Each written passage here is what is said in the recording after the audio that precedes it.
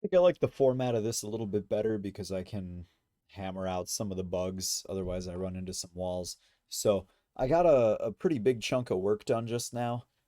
Um, Really, most of my work happened inside of the piece.tsx, but I also created a CSS file. Now, these are not permanent, but this was kind of a proof of concept to myself to make sure the things I was planning on doing are going to work. So if we go take a look, I got rid of the switch case. Um, I don't think chess pieces are functionally unique enough to require namespaced components. Uh, because really I can just pass the type in, and then I think it's just gonna work nicer. The JavaScript is gonna have to determine what to do with the different chess pieces anyway. So doing switch case here just didn't make a ton of sense to me. Really, what's gonna happen as a result of this, the majority of the ugly code is going to show up as a function inside of piece where that piece is going to determine the legal moves looking at the board that it's subscribing to the context for, and the CSS file for the chess pieces.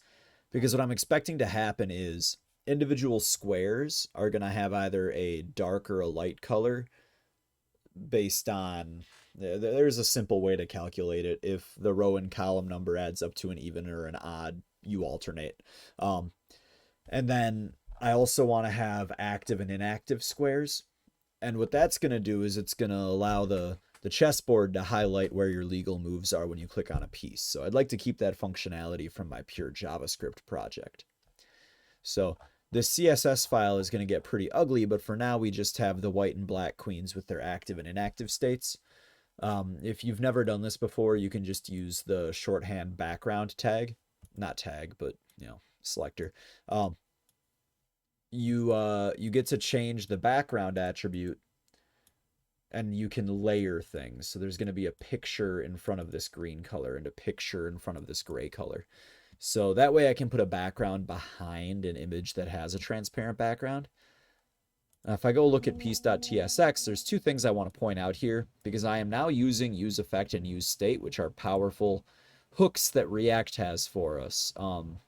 You can make custom hooks as well, but these are two of the most commonly used ones that come with React. Uh, we can have hooks for using forms, but I don't think we're really going to have a form besides maybe uh, account creation in this project. So just looking at how useState is going to actually get used here, I can get rid of this is loading. I was testing some stuff out earlier. Uh, is active and set is active. So is active is the property I'm going to reference. Set is active is a function that's going to change the value of is active. Same thing for class name here. So I want the class name to be dynamic. And so what I'm starting with is the class name is the color of the piece, the type of the piece, and then either the word active or inactive.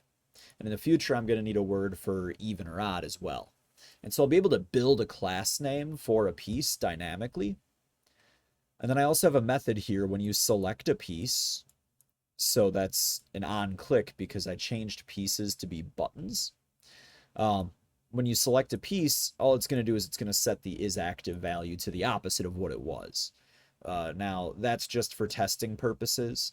What's going to change that active or inactive is going to be based on whether or not a tile should be highlighted. So we're going to have to find some way to organize the version of the board you're looking at versus the version that's in the database. Because the person on the other side of the board does not need to see that you selected your queen, and they don't need to see all of the spaces you're looking at. They just need to see where you end up moving your queen. useEffect, this is a hook that runs at the start, so when this component is loaded. And it's also going to run anytime values in these brackets change.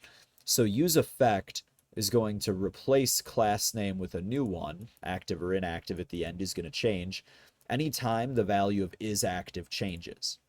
So when does isActive change? Well, I changed my image to a button so that I could use onClick. So onClick select piece is a function that's called, and it dynamically changes the class name here. So I'm gonna save this project. I think I'm already running it. Yeah, I'm already running it. So here, All of these buttons are for chess pieces that aren't loaded in yet. But even over here, when you're looking at the elements, you can see the names changing from active to inactive and vice versa. Now, the cool thing, if I click on one of the queens, boom, background color changes. So, powerful things you can do with the React hooks that really make this kind of dynamic programming pretty easy. So I have a background image in front of a background color. The background color is different for an active versus inactive chess piece.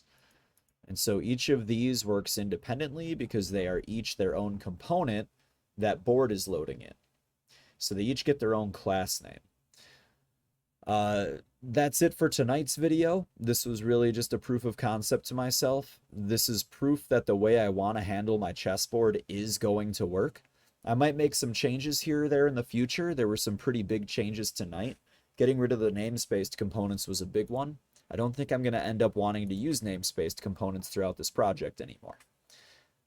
And here you got to see me use a couple of popular hooks, use state and use effect. An actual opportunity to use them, not just the board where I'm setting current board as the state. That could have just been a constant variable for right now. Now you actually get to see the power of use state. So hope you enjoyed. Look forward to tomorrow's.